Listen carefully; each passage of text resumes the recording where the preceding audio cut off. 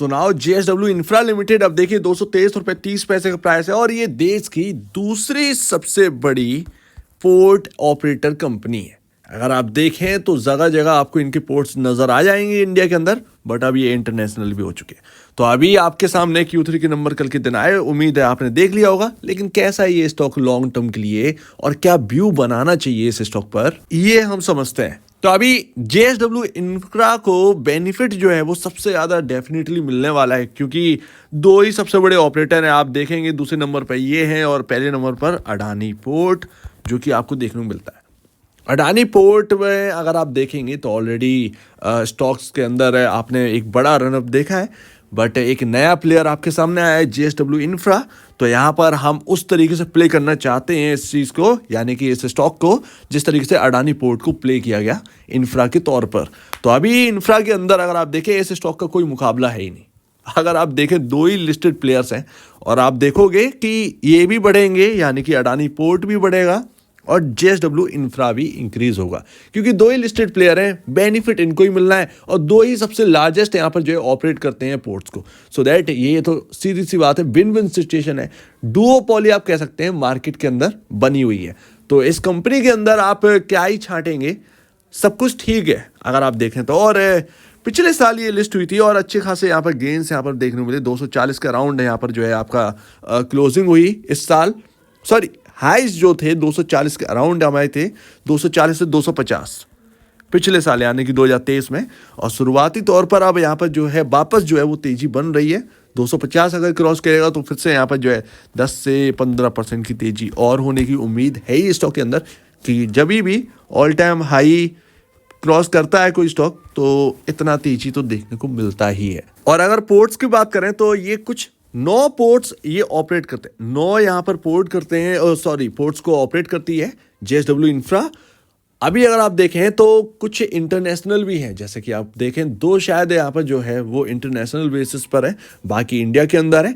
जगह आपके सामने है, गोवा, महाराष्ट्र में 2 पोर्ट्स हैं, ओडिशा, कर्नाटका, तमिलनाडु और कर्नाटका में भी 2 पोर्ट्स हैं। सो दैट यहाँ पर ना एक इंटरनेशनल लेवल पर भी है, जिस तरीके से अडानी का सबसे बड़ा मुद्रा पोर्ट है, यहाँ पर मायने रखता है वॉल्यूम्स का, यस वॉल्यूम्स का।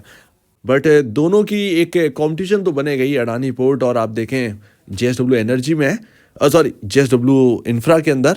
लेकिन आपके सामने कुछ ये पोर्ट्स हैं जिस तरीके से, और ये कैपेसिटी को इंक्रीज कर रहे हैं, ये बहुत इंपॉर्टेंट है। कैपेसिटी जो है वो लगातार इंक्रीज कर रहे हैं, ऊपर से वॉल्यूम जो है वो इनके पोर्ट्स पर इंक्रीज हो रहे हैं। तो ये दोनों ही यहाँ पर जो है बेनिफिट देते हुए आएंगे आगे भी। तो अभी मार्केट कैप 47,092 करोड़ का पहुंच चुका है जेएसडब्ल्यू इंफ्रा का।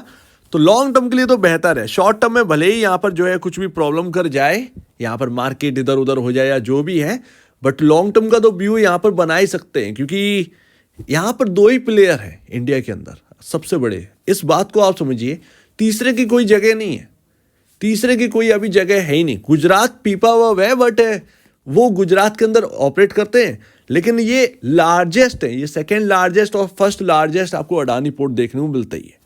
तो सिंपल सी बात है, ये एक डुओपोली का गेम है और यहाँ पर आप देख सकते हैं थर्ड का कोई यहाँ पर जो है दिख नहीं रहा है, एरिया कोई भी है नहीं। तो 2 ही पोर्ट्स हैं, 2 ही पोर्ट्स वाली कंपनियां हैं और वॉल्यूम भी इनके यहीं पर आएगा, सिंपल सी बात है। तो ये लॉन्ग टर्म के लिए तो बेस्ट विन विन सिचुएशन वाले हैं। और इंडिया में इंपोर्ट और एक्सपोर्ट जो है वो अगर इंक्रीज होते रहेंगे तो सिंपल सी बात है, पोर्ट्स को तो बेनिफिट होना ही है किसी भी कीमत पर। तो वो यहाँ पर आप देखिए उस हिसाब से। तो अभी अगर आप देखें तो अडानी पोर्ट के कंपैरिजन आपको वैल्यूएशन वाइज यहाँ पर बहुत ही छोटा प्लेयर देखा, क्योंकि लमसम वो 3 लाख करोड़ के अराउंड अडानी पोर्ट का वैल्यूएशन पहुंचने वाला है और ये 47,000 करोड़ के अराउंड है। बट अर्निंग्स भी अडानी पोर्ट की ना, यानी कि net sales 10 time bigger than JSW Infra है। ये एक इम्पॉर्टेंट बात है। और प्रॉफिटेबिलिटी भी यहाँ पर जो है वही 10 टाइम वाली है।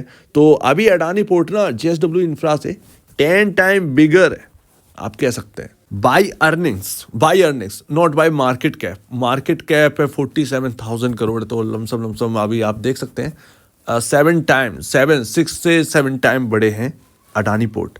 तो 63.65 का यही तो गड़बड़ कर रहा है मामला, यही तो दिक्कत है। प्रॉब्लम ये है, बड़ा देर में समझ में आई है ये, प्रॉब्लम ये है कि जेएसडब्ल्यू इंफ्रा ये हम लोगों ने कवर किया था, हमारे हाथ से छूट गया था 186 के बाद। सॉरी 186 के बाद क्यों, हम लोग महंगा बता रहे थे क्योंकि अर्निंग्स उतनी ज़्यादा थी नहीं, और यहाँ पर आपका जो पी रेशियो है वो काफ़ी हायर जा रहा था। प्रॉब्लम ये हुई कि जो नई लिस्टेड कंपनियां हैं उसके क्वार्टरली रिजल्ट्स ना क्वार्टर दर क्वार्टर जल्दी अपडेट नहीं होते हैं, तो नंबर ना आंकड़े जगह जगह थोड़े से उलझे पड़े हुए हैं और हम लोग उनको देखकर ट्रैप हो रहे हैं। तो वो थोड़ा सा आप समझिए इस बात को कि आंकड़े, अगर कोई नई कंपनी आगे से कोई नई कंपनी अगर आपको लिस्ट होते हुए दिखे तो उसका अर्निंग पर शेयर चेक कर लीजिएगा, एक बार ही चेक कर लीजिएगा। ये बहुत ही इंपॉर्टेंट बात है, बहुत ज़्यादा गलतियां हो रही हैं। ये गलती अभी समझ में आई, ये काफ़ी मतलब निकल चुके हैं कुछ स्टॉक्स तो ऐसे ही, तो वो यहाँ पर ध्यान रखिए। तो अभी ना 63.65 का यहाँ पर जो है आपका पी रेशियो नहीं है, ये आपको महंगा दिख रहा होगा 39.52 के कंपैरिजन, ये नहीं है, गलत है ये आपका ऑलमोस्ट ईपीएस जो है वो 5.42 के अराउंड है आपका ईपीएस।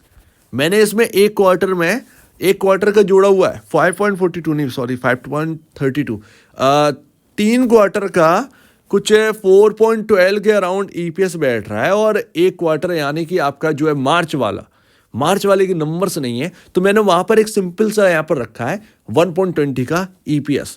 उस हिसाब से मैं 5.32 का मान के चल रहा हूँ। तो यहाँ पर जो पी रेशियो है ना वो 63 नहीं है बल्कि 42 है, 42 है, और 39.52 आपका यहाँ पर जो है इंडस्ट्री पी है, तो 42 का है। तो जेएसडब्ल्यू इंफ्रा जो है वो वैल्यूएशन वाइज ठीक ठाक है, बट अभी भी still Adani port JSW Infra से ज़्यादा सस्ता वैल्यूएशन यहाँ पर जो है रखे हुए।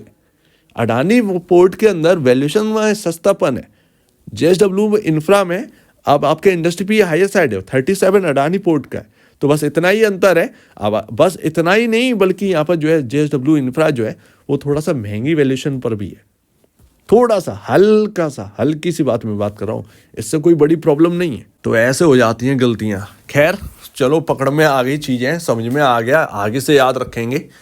ये स्टॉक ना लास्ट यहाँ पर जो है 186, अपनी जो पहले बात हुई थी ना लॉन्ग टर्म के लिए, तो वो लॉन्ग टर्म के लिए एक विजन तो अच्छा था लेकिन वैल्यूएशन ठीक ठाक नहीं बैठ रही थी बिकॉज ऑफ रॉन्ग कैलकुलेशन, ठीक है। बट ये अच्छी बात थी कि हमने ये समझ लिया था कि 186 रुपये अगर तोड़ेगा ये स्टॉक तो फिर जाना इसको हायर साइड ही है, ये रुकेगा नहीं, और कहीं ना कहीं ये सेकंड नंबर पर है तो यहाँ पर और कोई है नहीं, तो उसको देखते हुए इन्वेस्टर्स का रुझान जो है वो जेएसडब्ल्यू इंफ्रा पर जरूर आएगा।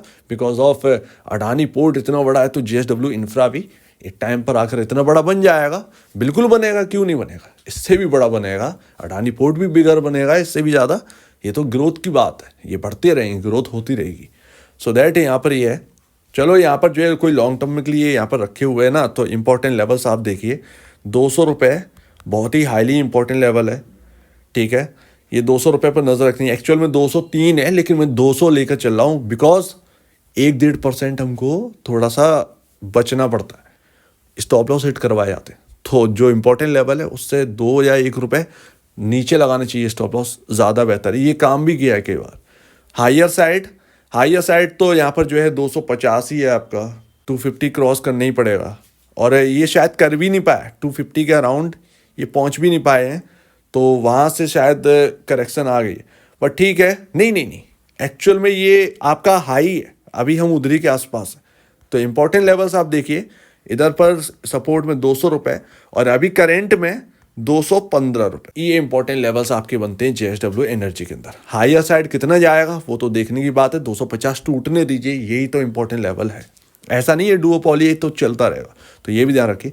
बट एक सपोर्टिंग रेंज आपको देखने को मिली है 215 से 200।